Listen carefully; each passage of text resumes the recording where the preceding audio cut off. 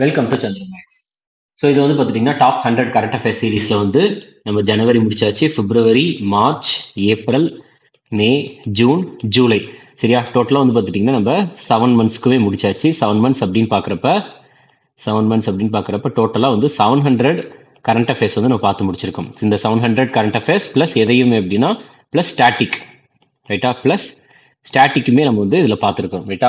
So இது வந்து 8வது மாதத்துக்கு ஆகஸ்ட் 2024க்கான ஒரு டாப் 100 கரண்ட் அஃபேர்ஸ். ஓகே, சரி. இதில் முதல் கொஸ்டின் பாருங்க. உலக அளவிலான இணைய தினம், சரியா, வேர்ல்டு வைடு வெப் டே எப்பொழுது இந்தியாவில் வந்து கொண்டாடப்படுகிறது அப்படின்னா ஆகஸ்ட் 1. எப்பொழுது அப்படின்னு பார்த்துட்டிங்கன்னா ஆகஸ்ட் 1. ஓகே, ஸோ ஆகஸ்ட் 1 தான் செலிப்ரேட் பண்ணுறோம். அதாவது www டாட் அப்படின்னு சொல்கிறாங்கல்ல, அப்போ அதுக்கு ஃபுல் ஃபார்ம் என்னென்னா வேர்ல்டு வைடு வெப் அப்படின்றது தான். ஸோ நார்மலாக வந்து பார்த்துட்டிங்கன்னா இன்னொன்று இருக்குது, என்னென்னா HTML அப்படின்ற ஒரு விஷயம் இருக்குது. ஏன்னா இப்போ வரக்கூடிய எக்ஸாம்ஸில் வந்து பார்த்துட்டிங்கன்னா ஒரு வேர்டு கொடுத்துட்டு அதனுடைய ஃபுல் ஃபார்ம்லாம் கேட்க ஆரம்பிச்சிட்டாங்க, ரைட்டா.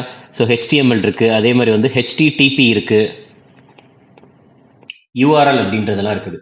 ஸோ இதுக்குமே வந்து ஃபுல் ஃபார்ம் தெரிஞ்சுக்க வேண்டியது அவசியமானது தான் கம்ப்யூட்டரை பொறுத்த வரைக்கும். எனக்கு ஒரு சில எக்ஸாம்ஸில் வந்து பார்த்துட்டிங்கன்னா கம்ப்யூட்டர் குவாலிஃபைங் பேப்பரும் இருக்குது. Okay, so HTML full form வந்து hyper text markup language. Hyper text markup language, இதுதான் HTML full form. HTTP full form வந்து hyper text transfer protocol. Hyper text transfer protocol. URL full form வந்து uniform resource locator. Uniform resource locator. So இதுதான் வந்து பார்த்தீங்கன்னா URL full form. So இதெல்லாம் தெரிஞ்சு வச்சுக்கோங்க. இப்போ www டாட் ஒன்று full form world wide web, HTML hyper text markup language, HTTP hyper text transfer protocol, URL வந்து யூனிஃபார்ம் ரிசோர்ஸ் லொகேட்டர், ரைட்டா. ஸோ இந்த வேர்ல்டு வைட் வெப் டே எப்போன்னா ஆகஸ்ட் 1, ரைட்டா. அடுத்து, உலக நுரையீரல் புற்றுநோய் தினம் எப்பொழுது அப்படின்னு கேட்குறாங்க. உலக நுரையீரல் புற்று தினம் எப்பொழுதுன்னா ஆகஸ்ட் 1. எப்போ அப்படின்னா ஆகஸ்ட் 1, ரைட்டா. இந்த வருஷத்துக்கான கருப்பொருள் அப்படின்றது வேர்ல்டு கேன்சர் டே 2024 வந்து கருப்பொருள் வந்து என்னன்னா க்ளோஸ் த கேர் கேப். கருப்பொருள் வந்து தீம் வந்து என்னன்னா க்ளோஸ் தி கேர் கேப் அப்படின்ற கருப்பொருள் தான். இந்த world cancer day first time எப்பொழுது அனுசரிக்கப்பட்டதுன்னா 2012. ஓகே, அடுத்து ஹிரோஷிமா டே எப்பொழுது அப்படின்னு கேட்குறாங்க. ஹிரோஷிமா டே வந்து ஆகஸ்ட் 6, ரைட்டா. அதாவது ஹிரோஷிமா இருக்குது, மொத்தம் நாகசாக்கி அப்படின்றதும் இருக்குது. ஓகே, அதாவது ஆகஸ்ட் 6 1945, ஆகஸ்ட் 6, அடுத்த ஆகஸ்ட் 9, சரியா. அணு ஆயுதத்தை வந்து பார்த்துட்டிங்கன்னா யூஎஸ்ஏ வந்து ஜப்பான் மேலே போட்டாங்க. ஆகஸ்ட் 6 எங்கே போட்டாங்க அப்படின்னா ஜப்பானில் இருக்க ஹிரோஷிமாவில் போட்டாங்க. அதுக்கடுத்து ஆகஸ்ட் 9 எங்கே போட்டாங்கன்னா நாகசாக்கி, அதே ஜப்பானில் இருக்க நாகசாக்கி மேலே அணுகுண்டு வந்து பார்த்துட்டிங்கன்னா நியூக்ளியர் பாம் வந்து வீசினாங்க, ரைட்டா. So August 6 Hiroshima, August 9 Nagasaki அப்படின்னு தெரிஞ்சுக்கோங்க. ஓகே, சரி. நெக்ஸ்ட் பாருங்க. ஸோ இதில் வந்து ஹிரோஷிமாவில் வீசப்பட்டதில் அந்த அணுகுண்டினுடைய பெயர் வந்து என்ன சொல்கிறாங்கன்னா லிட்டில் பாய் அப்படின்னு சொல்கிறாங்க. என்ன பெயர் அப்படின்னா லிட்டில் பாய். நாகசாகியில் வீசப்பட்ட அணுகுண்டினுடைய பெயர், நியூக்ளியர் பாம்பினுடைய பெயர் ஃபேட் மேன். ஓகே, நெக்ஸ்ட், தேசிய கைத்தறி தினம் எப்பொழுது கொண்டாடப்பட்டு வருகிறது அப்படின்னா ஆகஸ்ட் 7. தேசிய கைத்தறி தினம் ஆகஸ்ட் 7. அடுத்து, தேசிய ஈட்டி தினம், சரியா, அதாவது நேஷனல் ஜாவ்லின், ஈட்டி எறிதல் இருக்குல்ல, நேஷனல் ஜாவ்லின் டே எப்பொழுது அப்படின்னா ஆகஸ்ட் 7, சரியா, ஆகஸ்ட் 7. ஏன் ஆகஸ்ட் 7 வந்து நம்ம இதை செலிப்ரேட் பண்றோம்னா, ஏன்னா இந்த ஒரு குறிப்பிட்ட நாளில் தான் வந்து என்னாச்சு அப்படின்னா நீரஜ் சோப்ரா அவர்கள் வந்து தங்கப்பதக்கம் வென்றார் 2020 டோக்கியோ ஒலிம்பிக்ஸ்ல, சரியா. அதனால தான் வந்து பார்த்துட்டிங்கன்னா ஆகஸ்ட் 7 வந்து தேசிய ஈட்டி எறிதல் தினம் அப்படின்ட்டு நம்ம செலிப்ரேட் பண்றோம். ஓகே, ஸோ என்னாச்சு அப்படின்னு பார்த்துட்டிங்கன்னா நேஷனல் ஜாவ்லின் எதுக்காக இந்த ஒரு நாள் அப்படின்னா நீரஜ் சோப்ரா அவர்கள் இந்த ஒரு நாளில் தான் 2020 டோக்கியோ ஒலிம்பிக் போட்டியில் எந்த மெடல் அடிச்சார் அப்படின்னா கோல்டு மெடல், தங்கப்பதக்கம் வந்து வென்றார், சரியா. ஸோ எப்பொழுது அப்படின்னா ஆகஸ்ட் 7 அப்படின்னு தெரிஞ்சு வச்சுக்கோங்க. நெக்ஸ்ட், அடுத்து பாருங்க. வெள்ளையனே வெளியேறு இயக்க நாள் வந்து எப்பொழுது அனுசரிக்கப்படுகிறது அப்படின்னு கேட்குறாங்க. இதுக்கான ஆன்சர் வந்து ஆகஸ்ட் 8. சரியா, ஆகஸ்ட் 8. குவிட் இந்தியா மூவ்மெண்ட் வந்து ஆகஸ்ட் 8. இது வந்து மகாத்மா காந்தியால் எப்பொழுது அறிவிக்கப்பட்டதுன்னா ஆகஸ்ட் 8 1942 வந்து பார்த்துட்டிங்கன்னா மகாத்மா காந்தியின் தலைமையில் வந்து இது வந்து தொடங்கப்பட்டது, வெள்ளையனே வெளியேறு.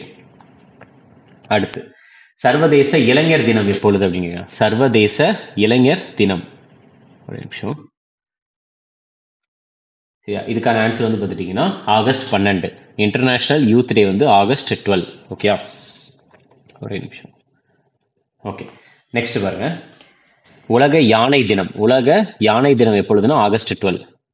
ஆகஸ்ட் 12.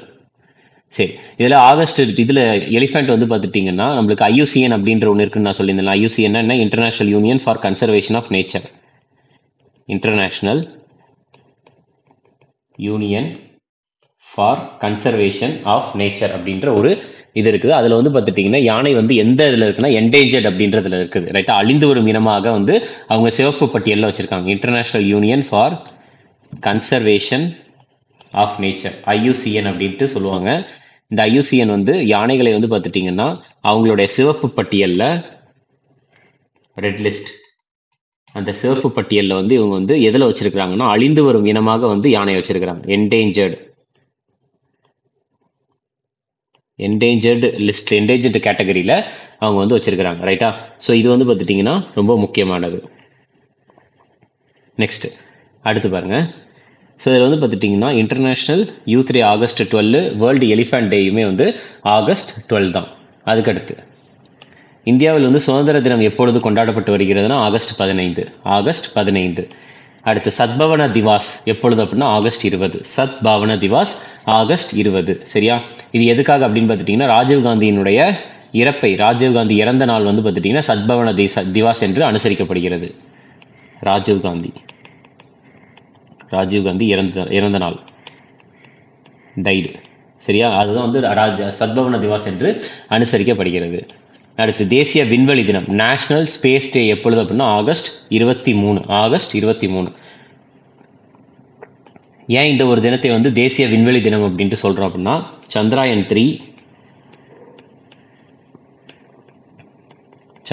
3 வந்து பார்த்துட்டிங்கன்னா அது விண்ணில் ஏவப்பட்ட நாள் வந்து 14 ஜூலை 2023.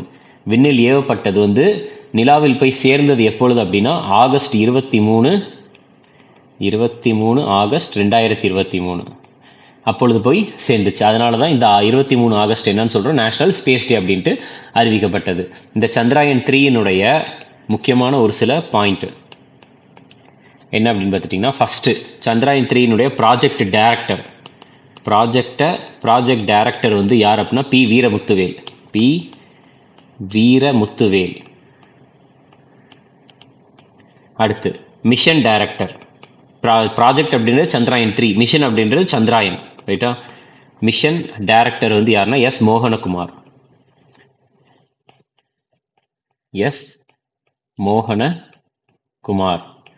அடுத்து சந்திராயன் 3னுடைய லேண்டர் பேர் என்ன, அடுத்து ரோவர் பேர் என்ன, அதுக்கடுத்து சந்திராயன் 3 இறங்கிய இடத்தின் பெயர் என்ன. லேண்டர் வந்து என்ன பேர் அப்படின்னா விக்ரம் லேண்டர். இந்த லேண்டர் தான் வந்து நிலாவில் தரையிறங்கிச்சு. அடுத்து ரோவர் பேர், அந்த லேண்டருக்குள்ளே வந்து ரோவர் தான் இருக்கும், அதுதான் நிலாவில் வந்து நிலாவில் போயிட்டு ஆராய்ச்சி செய்யும். சரியா, ரோவர் பேர் என்னன்னா பிரக்யான். நிலாவில் வந்து தரையிறங்கியதில்ல இந்த லேண்டர், அது அந்த இடத்தினுடைய பெயர் என்ன வச்சிருக்காங்கன்னா ஸ்டேஷியோ சிவசக்தி அப்படின்ற ஒரு பெயர் வச்சிருக்கிறாங்க. ஸ்டேஷியோ சிவசக்தி. ஓகே, ஸோ இது தெரிஞ்சுக்கோங்க. நெக்ஸ்ட் உலக நீர் வாரம், வேர்ல்டு வாட்டர் வீக் 2024-2025. சரியா, 2024 எப்பொழுது அப்படின்னா ஆகஸ்ட் 25 29 வரைக்கும். ஆகஸ்ட் 25 to 29 தான் வேர்ல்டு வாட்டர் வீக். அடுத்து தேசிய விளையாட்டு தினம் எப்பொழுது அப்படின்னா ஆகஸ்ட் 29. ஆகஸ்ட் 29. அடுத்து பாருங்க, ஆகஸ்ட் 2024 வந்து எல்லை பாதுகாப்பு படையின் இயக்குனர் ஜெனரலாக கூடுதல் பொறுப்பை ஏற்றுக்கொண்டவர் யார் அப்படின்னு கேட்குறாங்க. தல்ஜித் சிங் சௌத்ரி. எதுக்கு அப்படின்னா சசஸ்திர சீமா பால் அப்படின்னு சொல்லுவாங்க. இவர் வந்து ஆல்ரெடி வந்து சசஸ்திர சீமா பால்னுடைய டைரக்டர் ஜெனரலா இருக்கிறாரு. சரியா, இவர் இப்ப திருப்பி வந்து எதுக்கு எடுத்திருக்காரு அப்படின்னா BSF பார்டர் செக்யூரிட்டி ஃபோர்ஸ் உடைய டைரக்டர் ஜெனரலாகவும் இவர் ஆயிருக்காரு. யாருன்னா தல்ஜித் சிங் சௌத்ரி. அடுத்து ஒன்றிய அரசு பணியாளர் தேர்வாணையத்தின் புதிய தலைவராக, சரியா, யூனியன் பப்ளிக் சர்வீஸ் கமிஷனுடைய நியூ சேர்பர்சன் வந்து யாருன்னா பிரீத்தி சுதான். அடுத்து ஜெய் ஷாவுக்கு பிறகு ஆசிய கிரிக்கெட் கவுன்சிலின், அதாவது ஏசிசி, அடுத்த தலைவர் யார் அப்படிங்கிற, ஜெய் ஷாக்கு அடுத்து ஏசியன் கிரிக்கெட் கவுன்சிலுடைய தலைவர் யாருன்னா மொஹ்சின் நக்வி இவர் தான். ஸோ உங்களுக்கு வந்து பார்த்துட்டிங்கன்னா இப்போ என்னென்ன அடுத்தடுத்து போட்டி 2025-27 என்னென்ன நடக்க போகுதுன்னா, ஃபர்ஸ்ட் ஏஷியா கப் 2025. அடுத்து வந்து ஏஷியா கப் எப்போ நடக்க போகுதுன்னா 2025 நடக்க போகுது. அதுக்கு வந்து ஏஷியா கப் 2027. அதுக்கடுத்து ICC champions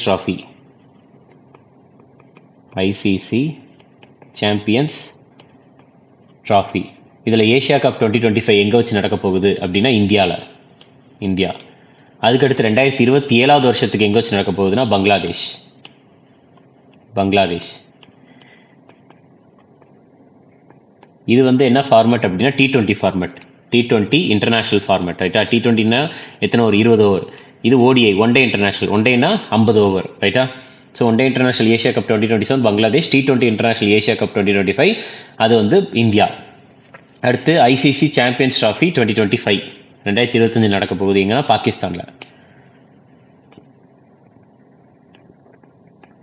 Pakistan. Okay, so இது தெரிஞ்சுக்கோங்க. நெக்ஸ்ட் வந்து பார்த்துட்டிங்கன்னா ஏஷியன் கிரிக்கெட் கவுன்சிலை பொறுத்த வரைக்கும் நீங்கள் பார்த்தீங்க அப்படின்னா இது வந்து உருவானது எப்பொழுது அப்படின்னா 1983 அப்படின்றது தெரிஞ்சு வச்சுக்கோங்க. ஹெட் குவார்ட்டர்ஸ் வந்து துபாயில் இருக்கு. நெக்ஸ்ட் மிருதுபவன் தாஸ் எந்த நாட்டில் இந்திய உயர் ஆணையராக பதவியேற்றுள்ளார் அப்படின்னா, மிருதுபவன் தாஸ் வந்து high commissioner of India in which country அப்படின்னு கேட்டாங்கன்னா அதுக்கான ஆன்சர் ருவாண்டா. எங்க அப்படின்னா ருவாண்டா. அடுத்து பாருங்க. ஸோ ராணுவ மருத்துவ சேவைகளின் முதல் பெண் இயக்குனர் ஜெனரல் வந்து யார் அப்படின்னா சாதனா சக்சேனா நாயர். அடுத்து ஐடிபிபி கூடுதல் இயக்குனர் ஜெனரலாக நியமிக்கப்பட்டுள்ளார். ஐடிபிபினா இண்டோ டிபெட்டியன் பார்டர் போலீஸ். ஐடிபிபினா Indo Tibetan border police. So இதனுடைய கூடுதல் இயக்குனர் ஜெனரலாக பொறுப்பேற்றுக் கொண்டவர் யாருன்னா சஞ்சீவ் ரைனா. அடுத்து பாருங்க. தேசிய பாதுகாப்பு படையின் NSG அப்படின்னு சொல்லுவாங்க, நேஷனல் செக்யூரிட்டி கார்டு. தேசிய பாதுகாப்பு படையின் இயக்குனர் ஜெனரலாக நியமிக்கப்பட்டவர் யார் அப்படின்னு கேட்குறாங்க. இதுக்கான ஆன்சர் வந்து பிரிகு ஸ்ரீனிவாசன். சரியா, பி ஸ்ரீனிவாசன் சொல்லுவாங்க, பிரிகு ஸ்ரீனிவாசன். இந்த நேஷனல் செக்யூரிட்டி கார்டுக்கு வந்து பார்த்துட்டிங்கன்னா தேசிய பாதுகாப்பு படை. ஓகே, ஸோ இதில் நேஷனல் செக்யூரிட்டி கார்டுக்கு ஒரு சட்டம் இருக்குது. National security card act 1986 1986. சரியா, இது நடைமுறைக்கு வரப்பட்டது எப்பொழுது அப்படின்னா 22 செப்டம்பர் 1986, அதாவது நடைமுறைக்கு கொண்டு வரப்பட்டது. ஓகே, சரி. இது வந்து எந்த அமைச்சகத்துக்கு கீழே வருதுன்னா மினிஸ்ட்ரி ஆஃப் ஹோம் அஃபேர்ஸ், உள்துறை அமைச்சகத்துக்கு, மினிஸ்ட்ரி ஆஃப் ஹோம் அஃபேர்ஸ், இந்த ஒரு அமைச்சகத்துக்கு கீழே தான் வருது. இந்த ஒரு நேஷனல் செக்யூரிட்டி கார்டுனுடைய மோட்டோ அவங்க என்ன சொல்றாங்க அப்படின்னு பார்த்துட்டீங்கன்னா சமஸ்கிருதத்துல சர்வோட்டம் சுரக்ஷா அப்படின்னு சொல்றாங்க. மோட்டோ வந்து சர்வோட்டம் சுரக்ஷா அப்படின்றதான் இதனுடைய மோட்டோ. சரி, அதாவது everywhere and always the best security அப்படின்றது தான் நேஷனல் செக்யூரிட்டி கார்டுனுடைய ஒரு மோட்டோவா இருக்குது. அடுத்து ஐநா சபை இருக்குல்ல, ஐநாவின் பொருளாதார மற்றும் சமூக கவுன்சில், ஏகோசாக் அப்படின்னு சொல்லுவாங்க, எக்கனாமிக் அண்ட் சோசியல் கவுன்சில். இதனுடைய தலைவராக தேர்ந்தெடுக்கப்பட்டவர் யார் அப்படின்றது கேள்வி. இதுக்கான ஆன்சர் பாப் ரே. சரியா, பாப் ரே. நம்மளுக்கு ஐநா இருக்குல்ல, ஐநாவுக்கு வந்து பார்த்துட்டிங்கன்னா டோட்டலாக எத்தனை இருக்குதுன்னா ஒரு 6 முக்கியமான ஒரு இது இருக்குது. அதில் வந்து யுனைடெட் நேஷன், அதை நான் என்னன்றது சொல்கிறேன். ஸோ உங்களுக்கு முக்கியமானது எதெல்லாம் அப்படின்னா ஐநா, அதாவது யுனைடெட் நேஷனுக்கு கீழே இருக்கிற ஒரு 6 பிரின்சிபல் ஆர்கன்ஸ் அப்படின்றது வந்து எதை சொல்லுவாங்கன்னா ஃபர்ஸ்ட் வந்து யுனைடெட் நேஷன் ஜெனரல் அசம்பிளி சொல்லுவாங்க, யுனைடெட் நேஷன் ஜெனரல் அசம்பிளி. அதுக்கடுத்து வந்து பார்த்துட்டிங்கன்னா யுனைடெட் நேஷன் செக்யூரிட்டி கவுன்சில், அதுக்கடுத்து இன்டர்நேஷனல் கோர்ட் ஆஃப் ஜஸ்டிஸ், அடுத்து யுனைடெட் நேஷன் செக்ரட்டேரியட், அடுத்து ஏகோசாக் அப்படின்னு ஒன்று இருக்குது, ஏகோசாக். அதுக்கடுத்து வந்து பார்த்துட்டிங்கன்னா ட்ரஸ்டிஷிப் கவுன்சில்னு ஒன்று இருக்குது. ஓகே, இதுக்கு ஷார்ட்கட் வந்து என்ன அப்படின்னா GS இஸ் எக்கனாமிக்ஸ் அப்படின்றது தான் ஷார்ட்கட். இதுக்கு ஷார்ட்கட் என்னன்னா GS இஸ் எக்கனாமிக், அதுதான் வந்து ஷார்ட்கட். இது எப்படின்னா ஃபர்ஸ்ட் வந்து பாருங்க, இது எப்படி சொல்றாங்க, யுனைடெட் நேஷன் ஜெனரல் அசம்பிளி. இந்த GAக்கு ஃபுல் ஃபார்ம் வந்து ஜெனரல் அசம்பிளி. அடுத்து இந்த எஸ்சிஏ எஸ் இருக்குல்ல, எஸ்னா என்ன, செக்யூரிட்டி கவுன்சில். எஸ்சிக்கு full form security council, security council. அடுத்து ஐனா வந்து international court of justice, international court of justice.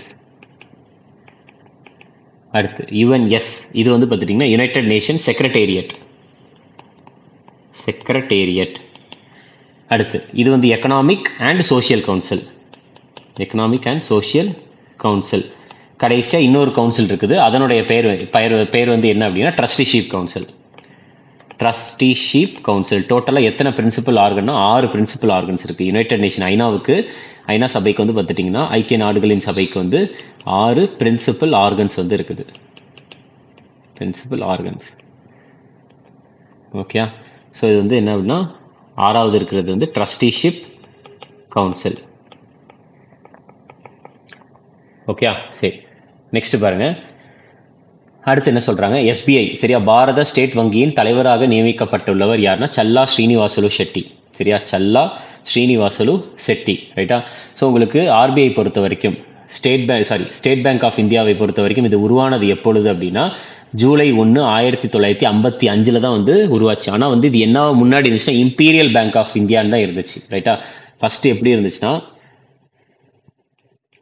27 January 1921 imperial bank of இந்தியான்னு இருந்துச்சு, இம்பீரியல் பேங்க் ஆஃப் இந்தியா. இந்த இம்பீரியல் பேங்க் ஆஃப் இந்தியா தான் வந்து பார்த்துட்டீங்கன்னா பாரத ஸ்டேட் வங்கி எப்பொழுது மாறுச்சுன்னா ஜூலை 1,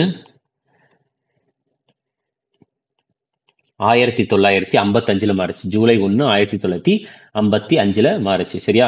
இந்த ஸ்டேட் பேங்க் ஆஃப் இந்தியாவுடைய முதல் சேர்மன் யாருன்னா John Mathai, first chairman John Mathai. Okay, இந்த பாரத ஸ்டேட் வங்கி தான் இந்தியாவிலேயே ஒரு மிகப்பெரிய public sector bank, government bank எதுனா அது ஸ்டேட் பேங்க் ஆஃப் இந்தியா. அடுத்து பாருங்க, சமீபத்தில் வந்து அஸ்ஸாம் ரைஃபிள்ஸ்னுடைய இயக்குனர் ஜெனரலாக பொறுப்பேற்றுக் கொண்டவர் யார் அப்படின்னு கேட்குறாங்க. யாருன்னு lieutenant general Vikas Lakhera. Director general of Assam Rifles யாருன்னா லெப்டினன்ட் ஜெனரல் விகாஸ் லக்கேரா அவர்கள் தான், ரைட்டா. ஸோ உங்களுக்கு அஸ்ஸாம் ரைஃபிள்ஸை பொறுத்த வரைக்கும் நீங்கள் பார்த்தீங்கன்னா இது உருவானது எப்பொழுது அப்படின்னா 1985, 1835, 1835 உருவானது. அந்த அஸ்ஸாம் ரைஃபிள்ஸ்னுடைய தலைமை செயலகம் ஹெட் குவார்ட்டர்ஸ் வந்து எங்கே இருக்குன்னா ஷில்லாங்கில் இருக்குது. ஷில்லாங் எங்கே இருக்குது, மெகாலயாவில் இருக்குது, ஷில்லாங் மெகாலயாவில் இருக்குது. ஓகே, ஸோ இது வந்து அஸ்ஸாம் ரைஃபிள்ஸ் வந்து எந்த ஒரு குறிப்பிட்ட பகுதியை வந்து பாதுகாக்கும் அப்படின்னா இந்த இந்தியா மியான்மர் பார்டர், இந்தியா மற்றும் மியான்மர் பார்டர், இந்த 2 நாடுகளுக்கும் இருக்கிற அந்த பார்டரில் தான் வந்து பார்த்துட்டிங்கன்னா அஸ்ஸாம் ரைஃபிள்ஸ் வந்து பாதுகாப்பாங்க. இந்த அஸ்ஸாம் ரைஃபிள்ஸ் எந்த ஒரு அமைச்சகத்துக்கு கீழே வருதுன்னா மினிஸ்ட்ரி ஆஃப் ஹோம் அஃபேர்ஸ் தான், உள்துறை அமைச்சகம், மினிஸ்ட்ரி ஆஃப் ஹோம் அஃபேர்ஸ். அடுத்து பாருங்க, நெக்ஸ்ட் என்ன சொல்றாங்க அப்படின்னு பார்த்தீங்கன்னா புதுச்சேரியினுடைய லெப்டினன்ட் கவர்னராக, சரியா. ஏன்னா நார்மலாக வந்து யூனியன் பிரதேசங்களுக்கு வந்து லெப்டினன்ட் கவர்னர் தான் மேக்ஸிமம் இருப்பாங்க. அதில் வந்து டெல்லிக்கும் புதுச்சேரிக்கும் மட்டும்தான் வந்து உங்களுக்கு என்ன இருக்கு, அதாவது மற்ற டெல்லிக்கும் வேற யாருக்கு அப்படின்னு பார்த்துட்டீங்கன்னா புதுச்சேரிக்கு வந்து சீஃப் மினிஸ்டர்ஸ் அப்படின்ற ஒருத்தவங்களும் இருப்பாங்க. பிளஸ் அங்கே கவர்னர், ஆளுநர்னு சொல்ல மாட்டாங்க, லெப்டினன்ட் கவர்னர் அப்படின்ட்டு சொல்லுவாங்க, ரைட்டா. ஏன்னா தமிழ்நாட்டுக்கு ஆளுநர் இருக்காங்களா, அங்கே வந்து லெப்டினன்ட் கவர்னர் அப்படின்ட்டு சொல்லுவாங்க. ஸோ புதுச்சேரியினுடைய லெப்டினன்ட் கவர்னராக நியமிக்கப்பட்டுள்ளவர் யார் அப்படின்னா கே கைலாசநாதன். அடுத்து பங்களாதேஷினுடைய இடைக்கால அரசாங்கத்தின் தலைவராக நியமிக்கப்பட்டவர், பங்களாதேஷினுடைய இடைக்கால அரசாங்கம் இன்டரிம் கவர்மெண்ட் அப்படின்னு சொல்லுவாங்க, யாருன்னா முகமது யூனஸ். அடுத்து இந்தியாவுடைய புதிய அமைச்சரவை செயலாளராக நியமிக்கப்பட்டவர் யாருன்னா டிவி சோமநாதன் அவர்கள். அடுத்து அமெரிக்காவிற்கான இந்திய தூதராக சமீபத்தில் பொறுப்பேற்றுக் கொண்டவர் யாருன்னா வினய் மோகன் குவாத்ரா. ஓகே, அடுத்தது பாருங்க, அமலாக்க இயக்குநரகத்தின் இயக்குநராக நியமிக்கப்பட்டவர் டைரக்டர் ஆஃப் என்ஃபோர்ஸ்மெண்ட் டைரக்டரேட், இடின்னு சொல்றாங்கல்ல, என்ஃபோர்ஸ்மெண்ட் டைரக்டரேட் யார் அப்படின்னா ராகுல் நவீன், சரியா. உங்களுக்கு இந்த டைரக்டர் ஆஃப் என்ஃபோர்ஸ்மெண்ட் இல்லைன்னா என்ஃபோர்ஸ்மெண்ட் டைரக்டரேட் அப்படின்றது வந்து எப்பொழுது வந்து பார்த்துட்டிங்கன்னா அது கொண்டு வந்தாங்கன்னா எந்த சட்டத்திற்கு கீழே வந்து இது வேலை பார்க்கும் அப்படின்னா ஃபெமான்னு சொல்லுவாங்க, சரியா. ஸோ இந்த இடி அப்படின்றது வந்து எந்த ஒரு சட்டத்திற்கு கீழே இவங்க வேலை பார்க்கும், மெயினாக வந்து எதுக்குன்னா 2019 ஃபெமா அப்படின்ட்டு சொல்லுவாங்க, ஃபெமா 2019. அதாவது ஃபாரின் எக்ஸ்சேஞ்ச் மேனேஜ்மெண்ட் ஆக்ட். சரியா, அதை வந்து கரெக்டாக வந்து அதை கொண்டு வரது தான் வந்து இவங்களுடைய வேலையா இருக்கும். மெயினாக வந்து எதுக்காக இவங்க இது பண்ணுவாங்க, எதுக்கு கீழே இவங்க வேலை பார்ப்பாங்கன்னா மணி லாண்ட்ரிங் வந்து சட்ட விரோதமான பரிவர்த்தனை அப்படின்னு சொல்லுவாங்க. மணி லாண்ட்ரிங் அதை வந்து தடுப்பது தான் இவங்களுடைய ஒரு முக்கியமான நோக்கமாக இருக்கும். சரியா, FEMA foreign exchange management act. ரைட்டா. ஸோ என்னுடைய ஹெட் குவார்ட்டர்ஸ் எங்கே இருக்குதுன்னா என்ஃபோர்ஸ்மெண்ட் டைரக்டரேட்டினுடைய ஹெட் குவார்ட்டர்ஸ் நியூ டெல்லி. அடுத்து, ஐக்கிய நாடுகள் சபையில் இந்தியாவின் தூதுவராகவும் நிரந்தர பிரதிநிதியாகவும் நியமிக்கப்பட்டவர் யார் அப்படின்னா பார்வதனேனி ஹரிஷ். சரியா, united nation permanent representative of India யாருன்னா பார்வதனேனி ஹரிஷ். அடுத்து, இந்தியாவினுடைய புதிய உள்துறை செயலாளராக நியமிக்கப்பட்டவர் கோவிந்த் மோகன். இந்திய ஜனாதிபதியின் செயலாளராக secretary to the president of India யார் அப்படின்னா தீப்தி உமா சங்கர். நெக்ஸ்ட், ICC சர்வதேச கிரிக்கெட் கவுன்சில் வரலாற்றில் வந்து மிக இளம் வயதில் தலைவராக பதவி ஏற்றுக்கொண்டவர் யார் அப்படின்னா ஜெய்ஷா, யங்கஸ்ட் சேர்மன் எங்க இன்டர்நேஷனல் கிரிக்கெட் கவுன்சிலில். ரைட்டா. உங்களுக்கு ஐசிசியை பொறுத்த வரைக்கும் பார்த்தீங்கன்னா இங்கே எழுதுறேன். ஸோ ICC பொறுத்த வரைக்கும் இது வந்து எப்பொழுது உருவானது அப்படின்னா டிசம்பர் 1, 1928 வந்து உருவானது. இந்த ICCஐ பொறுத்த வரைக்கும் வந்து பார்த்துட்டிங்கன்னா ஒரு நிமிஷம், இது எப்பொழுது உருவானதுன்னா 1909. ஓகே, 1909. ஓகே, ஸோ இது தெரிஞ்சுக்கோங்க. அதுக்கடுத்து BCCIன்ற ஒன்று இருக்குது. BCCI ஃபுல் ஃபார்ம் வந்து என்னென்னா, BCCI வந்து இந்தியா லெவலில் வந்து பார்த்துட்டிங்கன்னா அதை கிரிக்கெட்டை வந்து ரெகுலேட் பண்ணுற பாடி. இந்தியாவுக்கு ரூல்ஸ் அண்ட் ரெகுலேஷன்ஸ் கிரிக்கெட்டில் போடுறது யாருன்னா BCCI, board of control for cricket in India. Board of control for cricket in India. Okay, அது வந்து பார்த்துட்டிங்கன்னா BCCIனுடைய ஹெட் குவார்ட்டர்ஸ் எங்கே இருக்குதுன்னா மும்பை. BCCI ஹெட் குவார்ட்டர்ஸ் மும்பையில் இருக்குது. ஓகே, BCCI உருவானது எப்பொழுது அப்படின்னா டிசம்பர் 1, 1928 வந்து உருவானது. BCCIனுடைய பிரசிடெண்ட்டாக இருக்கிறவர் யாருன்னா ராஜர் பென்னி. இவர் தான் வந்து பிரசிடெண்ட்டாக இருக்கிறார். நெக்ஸ்ட் பாருங்க, ICCயை பொறுத்த வரைக்கும் ICCனுடைய ஹெட் குவார்ட்டர்ஸ் வந்து எங்கே இருக்குன்னா துபாயில் இருக்குது. ICCனுடைய headquarters Dubai. Okay, next பாருங்க, ரயில்வே வாரியத்தின் புதிய தலைவர் மற்றும் தலைமை நிர்வாக அதிகாரியாக நியமிக்கப்பட்டுள்ளவர் யாருன்னா சதீஷ்குமார். யார் அப்படின்னா சதீஷ்குமார் அவர்கள் தான் ரயில்வே வாரியத்தின் புதிய தலைவர் மற்றும் தலைமை நிர்வாக அதிகாரி. சரியா, சீஃப் எக்ஸிக்யூட்டிவ் ஆஃபீஸர். ஸோ இதில் வந்து நம்மளுக்கு வந்து BSF, அதுக்கப்புறம் ITBP இந்த மாதிரி நிறைய பார்த்தோம்ல. எங்கே இருக்குது? ஓகே, இதில் வந்து அசாம் ரைஃபிள்ஸ் அது எல்லாமே எதுக்கு கீழே வரும் அப்படின்னு பார்த்துட்டிங்கன்னா CAPFக்கு கீழே தான் வரும். சரியா, CAPFனா central armed police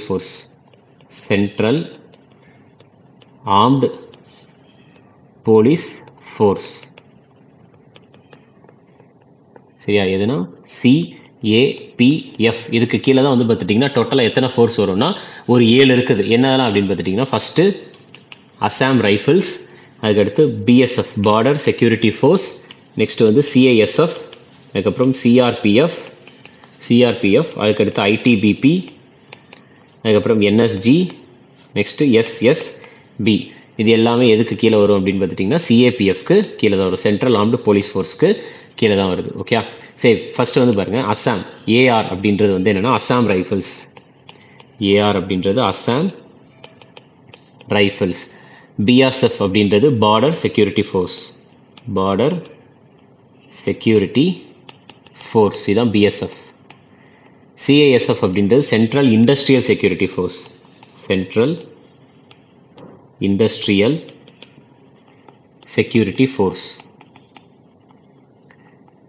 CISF.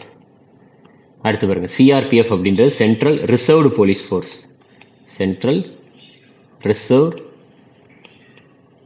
Force. Okay, next ITBP அப்படின்றது நம்ம ஆல்ரெடி பார்த்தோம், Indo Tibetan border police. India Myanmar பார்டரில் இருக்கிறவங்க இண்டோ டிபெட்டன் பார்டர் போலீஸ். NSGன்றது நேஷனல் செக்யூரிட்டி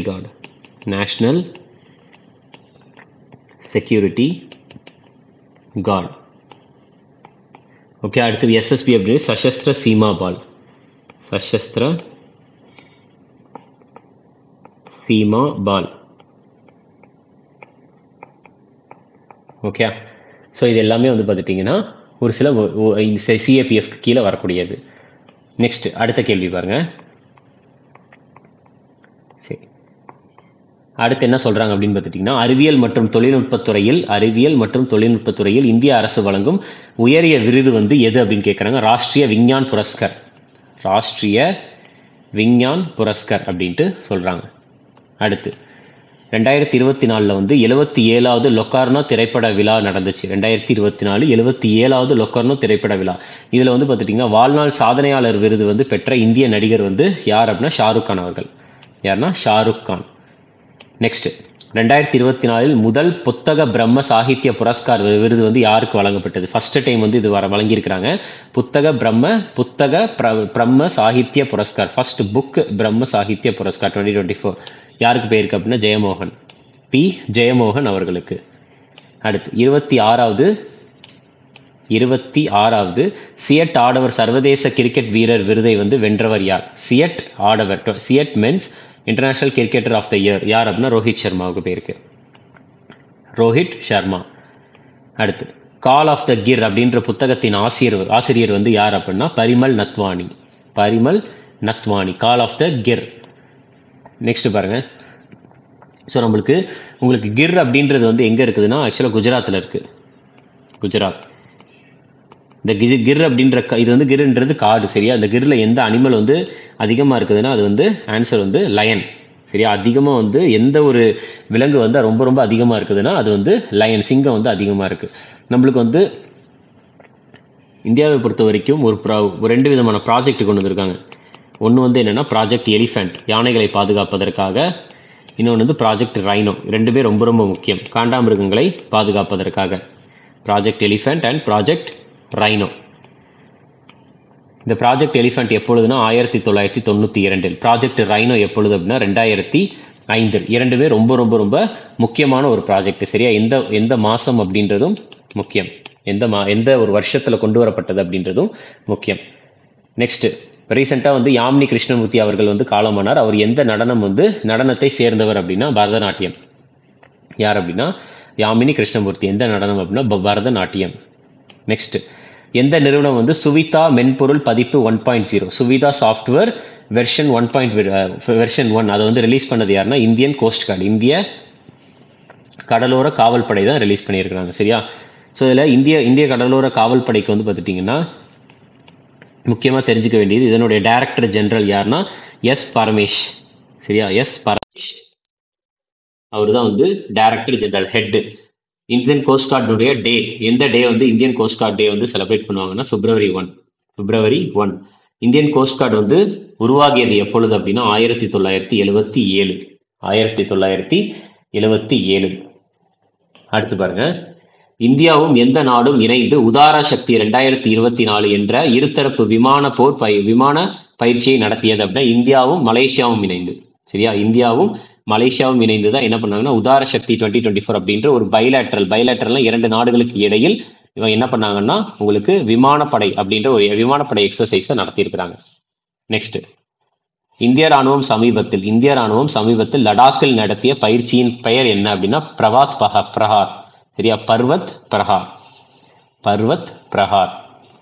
அடுத்து கூட்டு ராணுவ பயிற்சி மித்ரா சக்தி 2024 அப்படின்றது இந்தியாவிற்கும் எந்த நாட்டின் ராணுவத்திற்கும் இடையில் ஏற்பாடு செய்யப்பட்டுள்ளது? சரியா, இந்தியாவிற்கும் எந்த நாட்டின் ராணுவத்திற்கும் இடையில் ஏற்பாடு செய்யப்பட்டுள்ளது அப்படின்னா ஸ்ரீலங்கா. சரியா, எது அப்படின்னா மித்ரா சக்தி 2024 இந்தியா அண்ட் ஸ்ரீலங்கா பண்ற ஒரு எக்ஸசைஸ் தான். ஸோ பங்களாதேஷ் கூட, இந்தியாவுக்கும் பங்களாதேஷ் கூடயும் என்ன எக்ஸசைஸ் இருக்குது அப்படின்னா சம்பிரித்தி எக்ஸசைஸ் அப்படின்ற ஒன்று இருக்குது. அதுக்கடுத்து வந்து பார்த்துட்டீங்கன்னா இந்தோனேஷியா கூட கருட சக்தி அப்படின்ற ஒன்று இருக்கு. கருட சக்தி எக்ஸசைஸ். அதுக்கடுத்து வந்து இந்தோ கார்பெட் அப்படின்றது, அதாவது இந்தோனேஷியா கோஆர்டினேட்டட் பேட்ரோல் எக்ஸசைஸ், அதுதான் கார்பேட் அப்படின்னு சொல்லுவாங்க. Coordinated patrol exercise. அதுக்கடுத்து சமுத்திர சக்தி இருக்கு. இந்தோனேஷியா கூடயே வந்து சமுத்திர சக்தி. சமுத்திர சக்தி அப்படின்ற ஒரு எக்ஸசைஸும் இருக்கு. நேபாள் கூட வந்து பார்த்துட்டிங்கன்னா சூரிய கிரண் அப்படின்ற ஒரு எக்ஸசைஸ், சூரிய கிரண் அப்படின்ற ஒரு எக்ஸசைஸும் இருக்குது. ஓகே, ஸோ இந்த மித்திர சக்தி அப்படின்றது எத்தனாவது பதிப்பு அப்படின்னா 10வது பதிப்பு, 10th edition. 10th edition.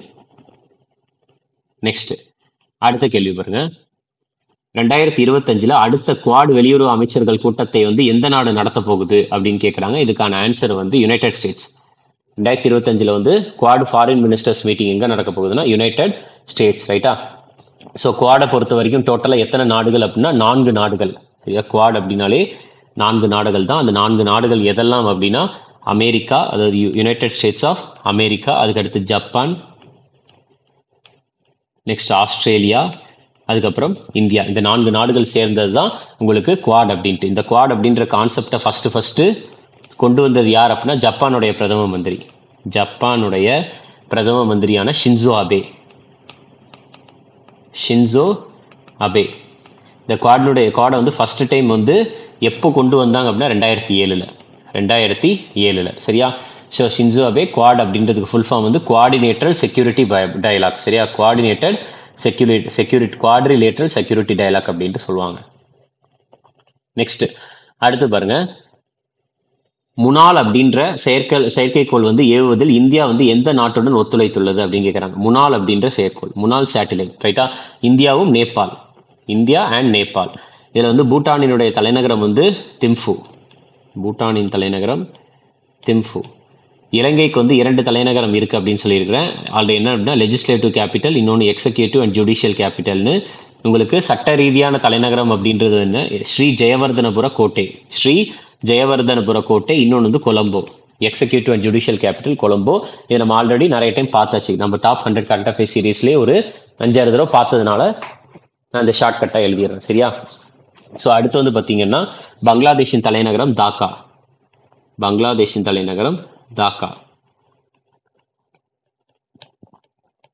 Next நேபாளின் தலைநகரம் காத்மண்டு. ஸோ முனால் அப்படின்ற ஒரு செயற்கைக்கோளை வந்து விண்ணில் ஏவுவதற்காக வந்து யாரும் சேர்ந்து ஒத்துழைச்சிருக்காங்க அப்படின்னா இந்தியா மற்றும் நேபாள். நெக்ஸ்ட் பாருங்க.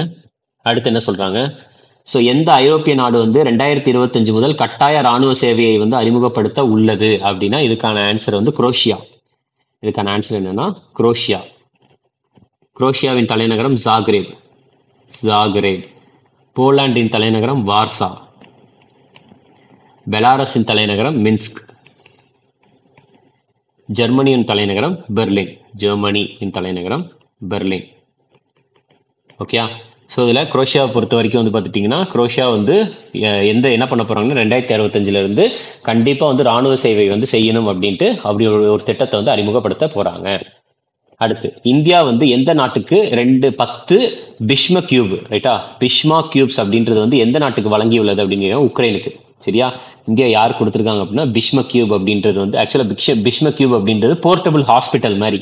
எங்க வேணாலும் சீக்கிரமா வந்து அந்த ஹாஸ்பிட்டல் வந்து எடுத்துட்டு போயிடலாம், மாத்திக்கலாம் அப்படின்ற மாதிரி. ரைட்டா?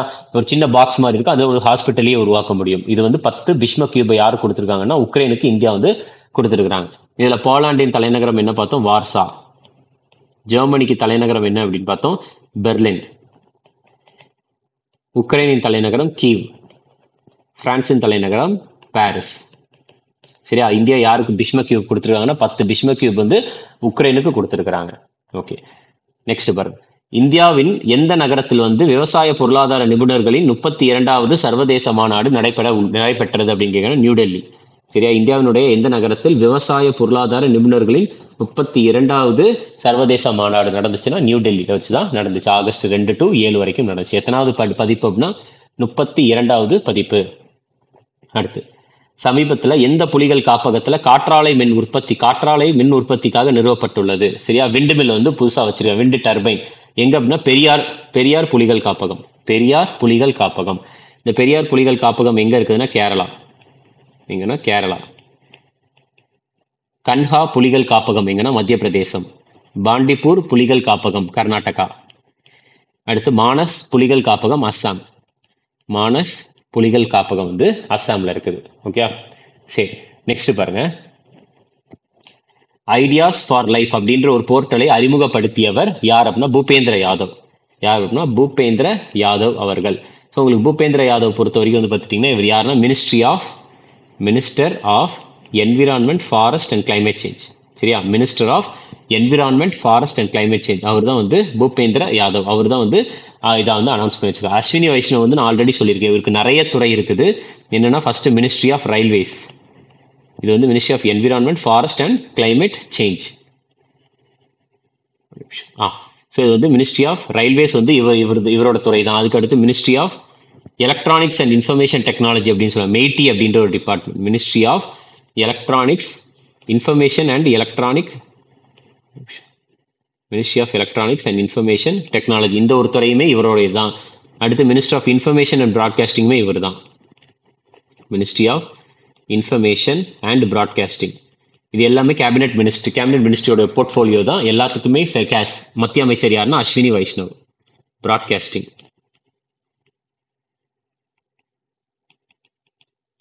ஓகே, நெக்ஸ்ட் பாருங்க அடுத்த கேள்வி.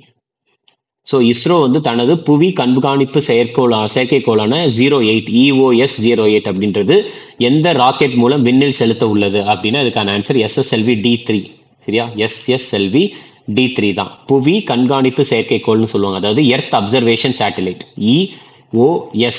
இந்த ஒரு இதை வந்து பார்த்துட்டீங்கன்னா இந்த ஒரு செயற்கைக்கோளை வந்து எந்த ராக்கெட் மூலம் விண்ணில் செலுத்த உள்ளதுன்னா SSLV D3. SSLV-னுடைய ஃபுல் ஃபார்ம் வந்து என்னன்னா ஸ்மால் சேட்டலைட் லான்ச் வெஹிக்கிள். SSLV-னுடைய ஃபுல் ஃபார்ம், இதனுடைய ஃபுல் ஃபார்ம் என்ன, small satellite launch vehicle. Okay, அடுத்து PSLV-னுடைய ஃபுல் ஃபார்ம் வந்து polar satellite launch vehicle. Polar satellite launch vehicle. அடுத்து GSLV-னுடைய ஃபுல் ஃபார்ம் வந்து ஜியோசின்க்ரோனஸ்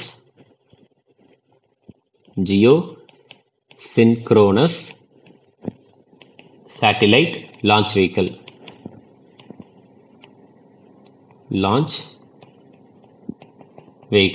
ஸோ ஃபுல் ஃபார்ம் வந்து தெரிஞ்சுக்கோங்க. நம்மளுக்கு வந்து ரெண்டு இது இருக்குது. ஒன்று வந்து பார்த்துட்டிங்கன்னா லோ எர்த் ஆர்பிட்னு சொல்லுவாங்க, லியோ.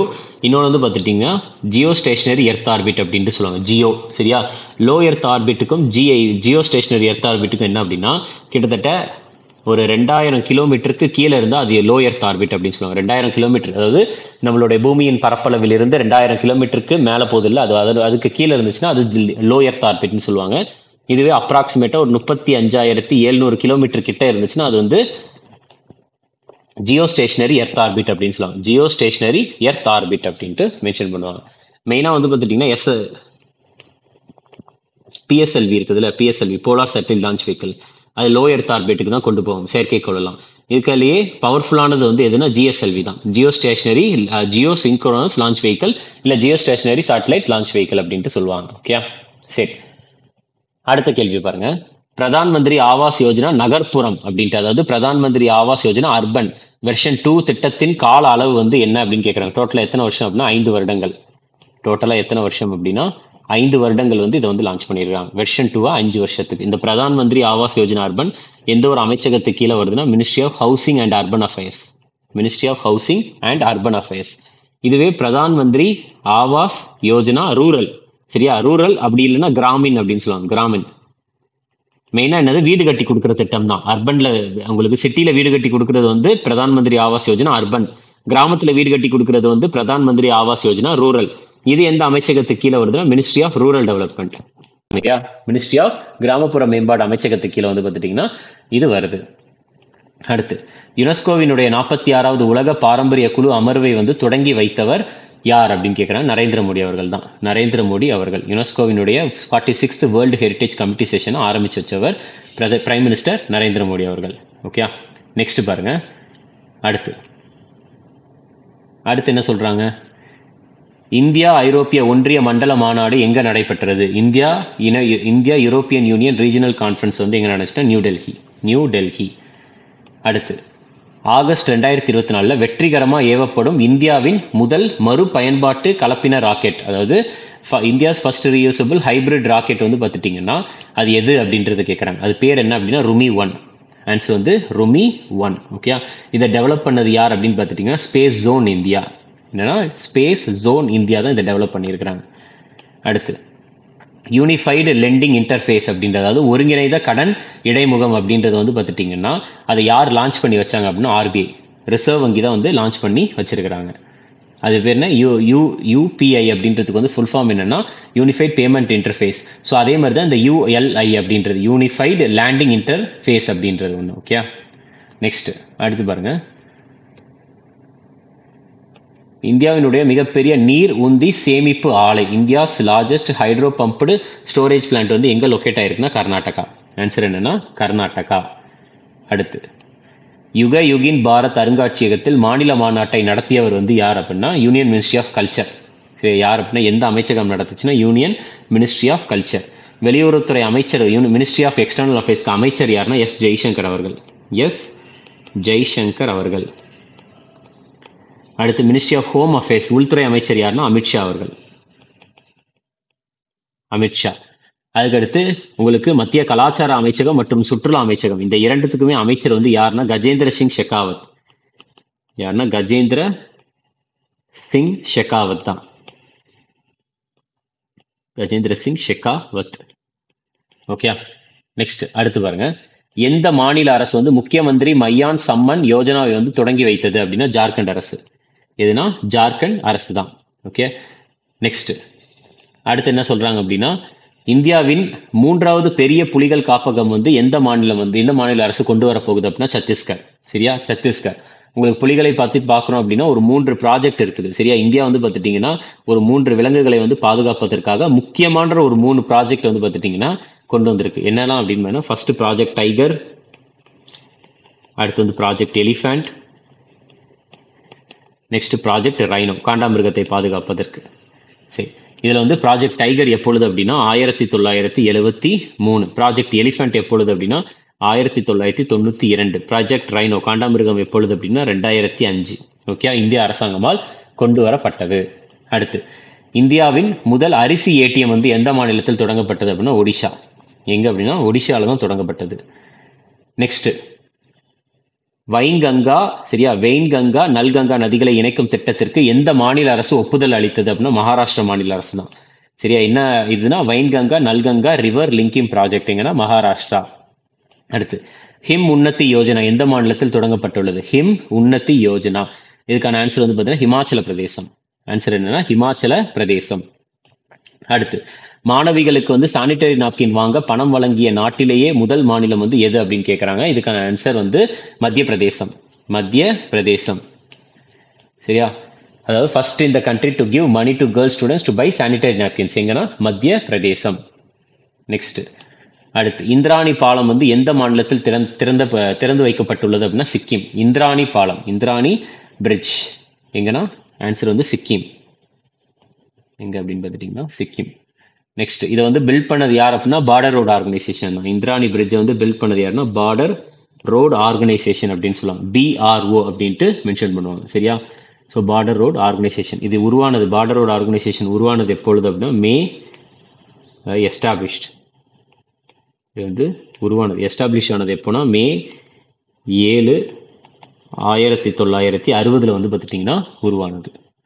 நெக்ஸ்ட் அடுத்த கேள்வி, பண்டைய ரத்னகிரி பாறைக்கலை வந்து எந்த மாநில அரசால் பாதுகாக்கப்பட்ட நினைவு சின்னமாக அறிவிக்கப்பட்டுள்ளது? பண்டைய ரத்னகிரி பாறைக்கலை, அதாவது ஏன்ஷியன்ட் ரத்னகிரி ராக் ஆர்ட் வந்து ஒரு மாநில அரசு வந்து பார்த்துட்டீங்கன்னா ப்ரொடெக்டட் மான்யூமெண்ட்டாக அறிவிச்சிருக்கிறாங்க. அது எந்த மாநில அரசுனா மகாராஷ்டிரா மாநில அரசு.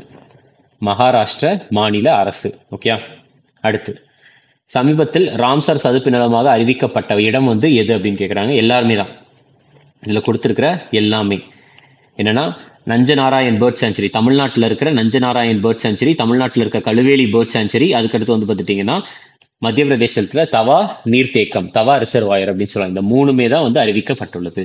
இதில் பார்த்தா தெரியும்.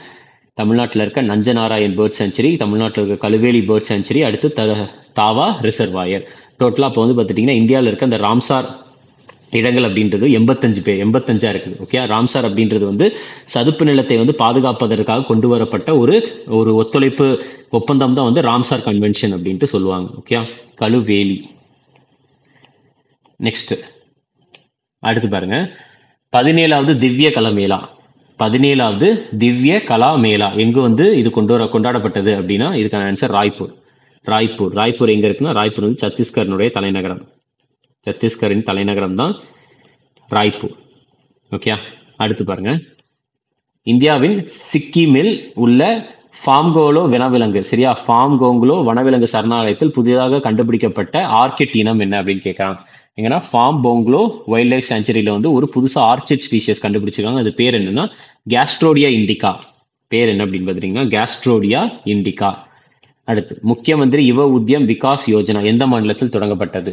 முக்கிய மந்திரி யுவ உத்யம் விகாஸ் யோஜனா எந்த மாநிலம்னா உத்தரப்பிரதேசம். எங்கன்னா உத்தரப்பிரதேசம். நெக்ஸ்ட், மகாராஷ்டிரால எந்த கிராமத்துல வந்து பாத்துட்டீங்கன்னா 100% சூரிய சக்தியில் இயங்கும் மின்சாரத்தை வந்து முதலில் பெற்றுள்ளது? கம்ப்ளீட்டா இந்த வீடு இந்த ஒரு கிராமத்துல இருக்க எல்லா வீடுகள்லயுமே வந்து கரண்ட் அப்படின்றது வந்து என்ன பண்ணிருக்காங்கன்னா சோலார் பவர் தான், சூரிய சக்தியில் தான் இயங்கும் வீடு கம்ப்ளீட்டா வந்து இருக்குது. அது வந்து எந்த ஒரு கிராமம் அப்படின்னு கேட்கறாங்க? மானியச்சிவாடி. சரியா, மன்யாச்சிவாடி அப்படின்ட்டு சொல்றாங்க. நெக்ஸ்ட், ஆகஸ்ட் 2024 லக்பதி தீதி சம்மேளனம் வந்து எங்க நடைபெற்றது அப்படின்னா ஜல்காவ். சரியா, லக்பதி தீதி சம்மேளனம் வந்து ஜல்காவ்ல நடந்துச்சு.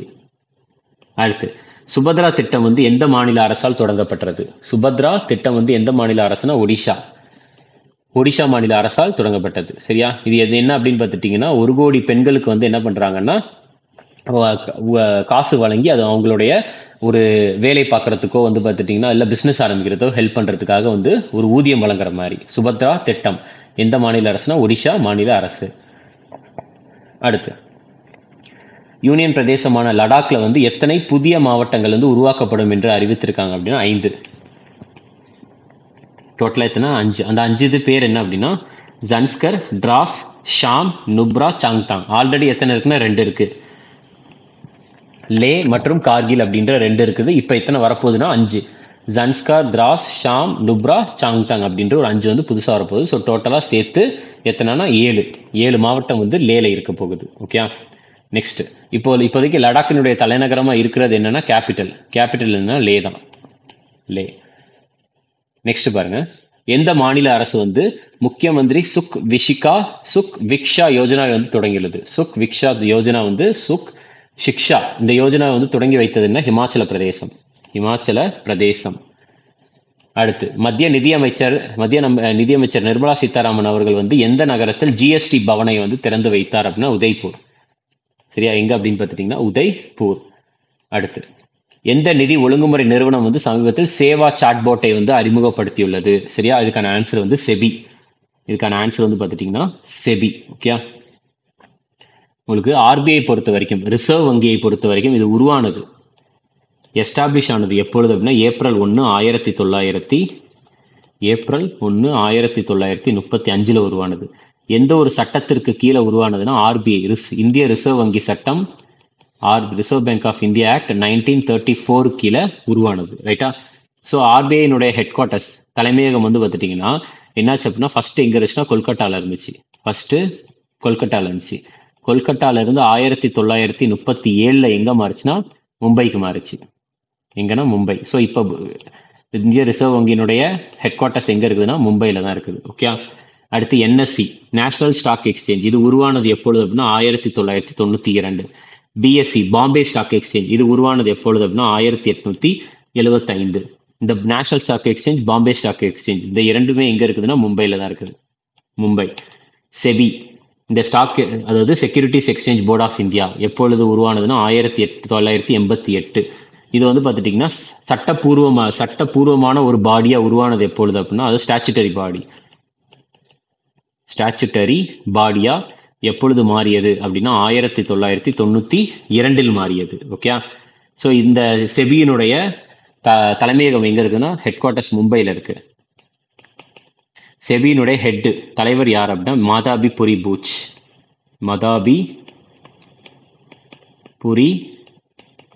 பூச். ஸோ இவங்க தான் வந்து பார்த்துட்டிங்கன்னா ஹெட். நெக்ஸ்ட் பாருங்க, அடுத்து என்ன சொல்றாங்க? ஸோ 2024 பயணம் மற்றும் சுற்றுலா வளர்ச்சி குறியீட்டில் இந்தியா வந்து எத்தனாவது இடத்தில் இருக்குது அப்படின்னா 39வது இடத்துல இருக்கு. ஸோ இதுல வந்து இந்தியாவுடைய ரேங்க் என்ன அப்படின்னா 39. எதுல? Travel and tourism development index 2024ல. ஓகே, டோட்டலா எத்தனை நாடுகளுக்கு அப்படின்னா 119 நாடுகள்ல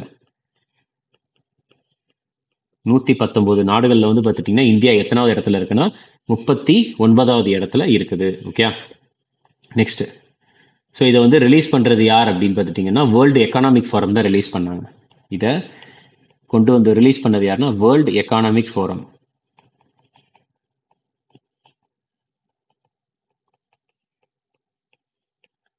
ஓகே, ஸோ இதுவும் தெரிஞ்சுக்கும். நெக்ஸ்ட், 2023ஆம் ஆண்டில் உலகளாவிய விவசாய ஏற்றுமதியில் இந்தியாவின் தரவரிசை வந்து என்ன அப்படின்னு. உலகளாவிய விவசாய ஏற்றுமதியில் இந்தியாவினுடைய தரவரிசை 8வது. சரியா, எத்தனை அப்படின்னா 8வது. இதை வந்து ரிலீஸ் பண்ணது யாருன்னா வேர்ல்டு ட்ரேட் ஆர்கனைசேஷன், உலக வர்த்தக நிறுவனம் தான் வந்து பார்த்துட்டீங்கன்னா இதை ரிலீஸ் பண்ணியிருக்கிறாங்க. சரியா, world trade organisation full form என்ன அப்படின்னா வேர்ல்டு ட்ரேட் ஆர்கனைசேஷன். இந்த வேர்ல்டு ட்ரேட் ஆர்கனைசேஷன் வந்து உருவானது, எஸ்டாப்ளிஷ் ஆனது எப்பொழுது அப்படின்னா ஜனவரி 1, 1995 வந்து உருவானது. சரியா, ஸோ இந்த வேர்ல்டு ட்ரேட் ஆர்கனைசேஷனுடைய அஃபிஷியல் லாங்குவேஜஸ், நிர்வாக மொழி என்ன அப்படின்னா, அதாவது அலுவலக மொழி அப்படின்னு சொல்லுவாங்க. அஃபிஷியல் லாங்குவேஜஸ் என்ன அப்படின்னா EFS. சரியா, EFS அப்படின்னு வச்சுக்கோங்க. அதாவது ஈனா வந்து இங்கிலீஷ், அடுத்து எஃப்னா ஃப்ரெஞ்ச், அடுத்து எஸ்னா ஸ்பானிஷ். எஸ்னா வந்து ஸ்பானிஷ். ஓகே, அதுக்கடுத்து வேர்ல்டு ட்ரேட் ஆர்கனைசேஷன் பொறுத்த வரைக்கும், அதாவது உலக வர்த்தக நிறுவனம் இருக்குதுல்ல, உலக வர்த்தக அமைப்பு, அதனுடைய டைரக்டர் ஜெனரல் ஹெட் வந்து யார் அப்படின்னு பார்த்தீங்கன்னா என்கோசி ஒக்கோஞ்சா இவியாலா. ரொம்ப முக்கியமான ஒரு பேரு, என்கோசி ஒக்கோஞ்சோ இவியாலா. ஓகே, சரி, நெக்ஸ்ட் பாருங்க. இவங்க வந்து 2021 இவங்க வந்து அப்பாயிண்ட் ஆனாங்க, வேர்ல்டு ட்ரேட் ஆர்கனைசேஷன். நெக்ஸ்ட், அடுத்து என்னன்னா 2024 ஃபார்ச்சூன் குளோபல். சரியா, 2024 ஃபார்ச்சூன் குளோபல் 500 அந்த பட்டியலில் வந்து முதல் முறையாக எந்த இந்திய நிறுவனம் வந்து சேர்க்கப்பட்டுள்ளது அப்படின்னா HDFC பேங்க். சரியா, HDFC பேங்க் தான் வந்து பார்த்துட்டிங்கன்னா இந்த 2024 ஃபார்ச்சூன் குளோபல் 500 அப்படின்ற ஒரு பட்டியல் வந்து முதன்முறையாக சேர்ந்திருக்கிறாங்க. நெக்ஸ்ட், அடுத்தது SWFI இன் 2024 தரவரிசையில் வந்து இந்திய ரிசர்வ் வங்கியின் ரேங்க் வந்து என்ன அப்படின்னு கேட்குறாங்க, 12வது. சரியா, SWFI இதனுடைய ஃபுல் ஃபார்ம் வந்து என்னன்னா சாவரைன் வெல்த் ஃபண்ட் இன்ஸ்டிடியூட். சாவரைன்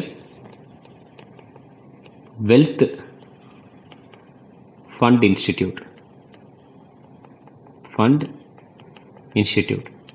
ஸோ இதில் வந்து பார்த்துட்டிங்கன்னா ரிசர்வ் வங்கியினுடைய ரிசர்வ் வங்கியினுடைய ரேங்க் வந்து என்னன்னா 12வது ரேங்க். ஓகே, நெக்ஸ்ட் பாருங்க.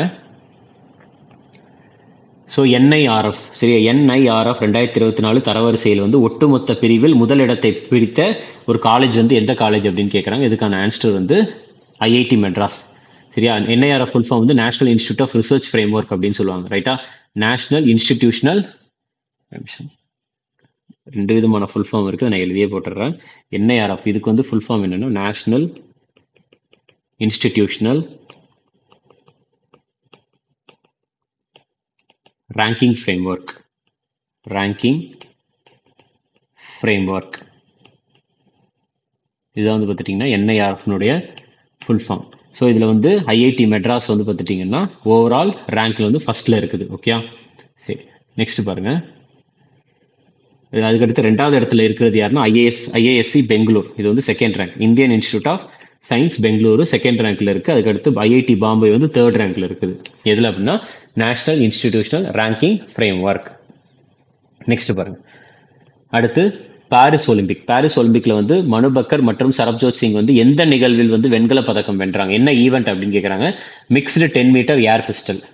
என்ன ஈவெண்ட் அப்படின்னா மிக்ஸ்டு 10 மீட்டர் ஏர் பிஸ்டல் ஈவெண்ட்ல தான் வந்து இவங்க ஜெயிச்சிருக்கிறாங்க. ஓகே, சரி, நெக்ஸ்ட் பாருங்க. அடுத்து ஆங்கில கால்வாயை வந்து தனித்து நீந்திய உலகின் இளைய மற்றும் வேகமான பெண் பாரா நீச்சல் வீராங்கனை வந்து யார் அப்படின்னா ஜியா ராய். ஜியா ராய் என்னன்னா இங்கிலீஷ் சேனல் வந்து பார்த்துட்டிங்கன்னா வேர்ல்ட்லே youngest and fastest female para swimmer to swim across to swim solo. தனியாக வந்து பார்த்தீங்கன்னா இங்கிலீஷ் சேனலில் கிராஸ் பண்ண இளம் வயது யார் அப்படின்னா ஜியா ராய். ஓகே, அடுத்து இந்தியாவின் முதல் இரவு நேர தெரு பந்தயம் இப்போ எங்கே நடக்க போகுது அப்படின்னா அதாவது கார் ரேஸ். ரைட்டா, India's first night street racing அது வந்து எங்கே நடந்துச்சு அப்படின்னா சென்னையில் தான் இப்போ ரீசெண்டாக நடந்து முடிஞ்சுது. ஓகே, நெக்ஸ்ட் 2024 பாரிஸ் ஒலிம்பிக்கில் ஆண்களுக்கான 50 மீட்டர் ரைஃபிள் 3 நிலைகள் போட்டியில் வந்து வெண்கல பதக்கம் வென்றவர் வந்து யாருன்னா ஸ்வப்னில் குசாலே. ஸ்வப்னில் குசாலே. இந்த பாரிஸ் ஒலிம்பிக்ஸ் வந்து எத்தனாவது பதிப்பு அப்படின்னா 33வது பதிப்பு, 33rd எடிஷன், ரைட்டா? ஸோ இது என்ன ஈவெண்ட்ல ஜெயிச்சாருன்னா ஆண்களுக்கான 50 மீட்டர் ரைஃபிள் 3 எடிஷன், ரைஃபிள் 3 பொசிஷன்ல தான் ஜெயிச்சிருக்கிறாரு. ஓகே, ஸோ அது போக ஜெயிச்சது யாருன்னா மனுபக்கர் தனியா வந்து ஒரு பிரான்ஸ் மெடல் அடிச்சாங்க. அது போக மனுபக்கர் மற்றும் சரப்ஜோத் சிங் 2 பேரும் சேர்ந்து அவங்க வந்து ஒரு பிரான்ஸ் மெடல் அடிச்சிருக்கிறாங்க. ஓகே, அடுத்து 2024 பாரிஸ் ஒலிம்பிக்ல ஆண்கள் ஒற்றையர் டென்னிஸ் பட்டத்தை அந்த ஒரு பந்தயத்துல வந்து தங்கப்பதக்கம் வென்றவர் யார் அப்படின்னு கேட்கிறாங்க. அந்த போட்டியில வந்து தங்கப்பதக்கம் வென்றவர் நோவாக் ஜோகோவிக். ஸோ இப்போ வென்றவர் வந்து யார் அப்படின்னா நோவாக் ஜோகோவிக். 2024 பாரிஸ் ஒலிம்பிக்கின் நிறைவு விழாவில் இந்தியாவை வழிநடத்தி இந்தியா சார்பாக வந்து கொடியேற்றிட்டு போனது யார் அப்படின்னா மனு பாக்கர் அவர்கள். அது போக வந்து பார்த்துட்டீங்கன்னா இன்னொருத்தர் தான் PR ஸ்ரீஜேஷ் 2 பேர் மற்றும் PR ஸ்ரீஜேஷ். அடுத்து பாரிஸ் ஒலிம்பிக்கில் இந்திய ஆண்கள் ஹாக்கி அணி வந்து எந்த பதக்கம் வந்து வென்றது அப்படின்னா பிரான்ஸ், வெண்கல பதக்கம் தான் ஜெயிச்சாங்க. இந்தியன் ஹாக்கி டீம் வந்து எந்த பதக்கம்னா வெண்கல பதக்கம் ஜெயிச்சிருக்கிறாங்க. ஸோ இதில் இப்போ வந்து பாரிஸ் ஒலிம்பிக்ஸ் நடந்துச்சுல அது வந்து எத்தனாவது பதிப்பு அப்படின்னா 33வது பதிப்பு, 33rd எடிஷன். ஓகே, ஸோ இது வந்து எங்கே வச்சு நடந்துச்சுன்னா பிரான்சினுடைய தலைநகரமான பாரிஸில் தான் வச்சு நடந்துச்சு. பிரான்ஸ் கேபிட்டலான பாரிஸில் வச்சு தான் நடந்துச்சு. சரியா? சரி, இந்த ஒரு பாரிஸ் ஒலிம்பிக்ஸில் வந்து ஒரு 4 புதிய ஸ்போர்ட்ஸ் வந்து புதுசாக ஆட் பண்ணியிருக்கிறாங்க. அது என்னென்ன ஸ்போர்ட்ஸ்னா 4 நியூ ப்ளஸ் 4 நியூ ஸ்போர்ட்ஸ். அது என்னென்ன விளையாட்டு அப்படின்னா ஒன்று வந்து பிரேக் டான்ஸ், பிரேக்கிங் போடுறேன், இல்லைன்னா சர்ஃபிங், 2வது வந்து சர்ஃபிங், அடுத்து வந்து ஸ்போர்ட் கிளைம்பிங், அடுத்து ஸ்கேட் போர்டிங். ஸ்போர்ட் கிளைம்பிங், அதுக்கப்புறம் வந்து பார்த்துட்டிங்கன்னா ஸ்கேட் போர்டிங்.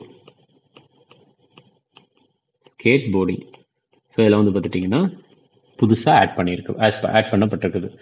நெக்ஸ்ட் பாருங்க. அடுத்தது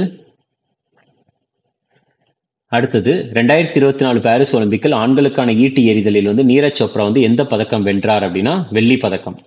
ஆன்சர் என்ன அப்படின்னு பார்த்துட்டிங்கன்னா வெள்ளி பதக்கம். நீரஜ் சோப்ரா அவர்கள் வந்து இந்த 2024 பாரிஸ் ஒலிம்பிக்கில் எவ்வளோ தூரம் வந்து அந்த ஈட்டி எறிதல் எறிந்தார் அப்படின்னா 89.45 மீட்டர், 89.45 மீட்டர். அப்போ அதே men's javelin throw Paris Olympics வந்து கோல்டு மெடல் ஜெயிச்சது யார் அப்படின்னா அர்ஷத் நதீம். கோல்டு மெடல் ஜெயிச்சது யார் அப்படின்னா பாகிஸ்தானை சேர்ந்த அர்ஷத் நதீம்.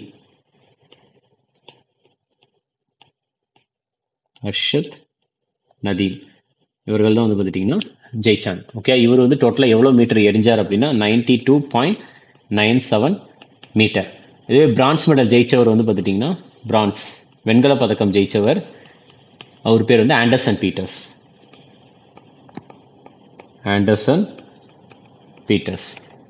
ஓகே, ஸோ இவர் வந்து 88.54 metre, 88.54 metre. So gold medal வந்து அர்ஷத் நதீம், சில்வர் மெடல் வந்து நீரஜ் சோப்ரா, பிரான்ஸ் மெடல் வந்து ஆண்டர்சன் பீட்டர்ஸ். ஓகே, அடுத்து கோடைகால ஒலிம்பிக்கில் பதக்கம் வென்ற இளைய இந்தியர் வந்து யார் அப்படின்னா அமன் செஹராவத் அவர்கள். நெக்ஸ்ட் அமன் செஹராவத் வந்து எந்த ஸ்போர்ட்ஸ் கூட ரிலேட் ஆனவர்னா ரெஸ்லிங். அமன் செஹராவத் வந்து ரெஸ்லிங். எத்தனை கிலோகிராம் கேட்டகரி அப்படின்னா 57 kilogram category, 57 kilogram category. Okay, so இவர் வந்து என்ன மெடல் ஜெயிச்சார்னா பிரான்ஸ் மெடல் தான். இந்த மெடல்னு சொல்றாங்கல்ல, அவர் என்ன மெடல் ஜெயிச்சார் அப்படின்னா பிரான்ஸ் மெடல். நெக்ஸ்ட் அடுத்து பாருங்க 34வது, இப்ப நடந்தது 33வது. இதுல 34வது கோடைகால அதாவது சம்மர் ஒலிம்பிக் போட்டிகள் வந்து எந்த நாட்டில் நடக்க போகுது அப்படின்னா யுஎஸ்ஏல இருக்கிற லாஸ் ஏஞ்சல்ஸ்ல தான் நடக்க போகுது. சரியா? யுஎஸ்ஏல இருக்கிற லாஸ் ஏஞ்சல்ஸ்ல தான் நடக்க போகுது. ஓகே, 34வது, ரைட்டா? சரி, அடுத்து பாருங்க. முதல் உலக மகளிர் கபடி லீக் வந்து எந்த மாநிலத்தில் நடைபெற்றது அப்படின்னா ஹரியானா. இதுக்கான ஆன்சர் வந்து ஹரியானா. ஓகே, ஸோ கபடியை பொறுத்த வரைக்கும் வந்து பார்த்துட்டிங்கன்னா டோட்டலாக எத்தனை பேர் விளையாடுவாங்க அப்படின்னா 12 பேர். அதில் ஃபீல்டில் எத்தனை பேர் இருப்பாங்கன்னா 7 பேர். சரியா? ஃபீல்டில் விளையாடுறது எத்தனை பேர் அப்படின்னா 7 பேர் இருப்பாங்க. சப்ஸ்டியூட்டாக வந்து ஒரு 5 பேர். ஸோ டோட்டலாக 12 பேர். ஆனால் ஃபீல்டில் விளையாடுறது எத்தனை பேர்னா 7 பேர். அடுத்து 2024 பாரிஸ் பாராலிம்பிக்ஸ் தொடக்க விழாவில் வந்து இந்திய கொடியை ஏந்தியவர்கள் வந்து யார் அப்படின்னு கேட்குறாங்க. இதுக்கான ஆன்சர் வந்து சுமித் அன்டில் மற்றும் பாக்யஸ்ரீ ஜாதவ். சுமித் அன்டில், பாக்யஸ்ரீ ஜாதவ். அடுத்து 2024 மும்பையில் நடைபெற்ற வெஸ்டர்ன் இந்தியா பில்லியர்ட்ஸ் மற்றும் ஸ்னூக்கர் சாம்பியன்ஷிப்பை வந்து வெல்ல பங்கஜ் அத்வானி வந்து யாரை தோற்கடித்தார் அப்படின்னு கேட்குறாங்க. இதுக்கான ஆன்சர் ஸ்ரீ கிருஷ்ணா அவர்களை தோற்கடித்து வந்து பார்த்துட்டீங்கன்னா பங்கஜ் அத்வானி வந்து ஜெயிச்சிருக்கிறார். நெக்ஸ்ட் 8வது FIFA அண்டர்-17 மகளிர் உலகக்கோப்பை வந்து 2024 எங்கு நடைபெறும் அப்படின்னு கேட்குறாங்க. இதுக்கான ஆன்சர் வந்து டொமினிக்கன் ரிப்பப்ளிக். FIFA அண்டர்-17 மகளிர் உலகக்கோப்பை எந்த நாடு நடத்துகிறது அப்படின்னா டொமினிக்கன் ரிப்பப்ளிக். ஸோ FIFAவை பொறுத்த வரைக்கும் அதுதான் வந்து உலக அளவில் வந்து ஃபுட்பாலுக்கு ரூல்ஸ் அண்ட் ரெகுலேஷன்ஸ் வந்து பார்த்தீங்கன்னா ஃபிக்ஸ் பண்ணுறது FIFA தான். இன்டர்நேஷனல் ஃபுட்பால் ஃபெடரேஷன் அப்படின்ட்டு சொல்லுவாங்க. இது உருவானது FIFA இருக்குல்ல. ஸோ FIFA வந்து உருவானது எப்பொழுது அப்படின்னா 1904 உருவானது. 1904. FIFAவுடைய ஹெட் குவார்ட்டர்ஸ் வந்து எங்கே இருக்குதுன்னா பாரிஸில் இருக்குது. சரியா? ஸோ இதில் வந்து FIFA வந்து உருவானது தான் பாரிஸ். FIFAவுடைய ஹெட் குவார்ட்டர்ஸ் எங்கே இருக்குன்னா ஜூரிக்கில் இருக்குது. ஜூரிக் எங்கே இருக்குன்னா சுவிட்சர்லாந்து. ஜூரிக் வந்து எங்கே இருக்குன்னா சுவிட்சர்லாண்டில் இருக்குது. ஸோ அதே மாதிரி FIFAவுடைய பிரசிடென்ட் தலைவர் வந்து யார் அப்படின்னா கியானி இன்ஃபான்டினோ.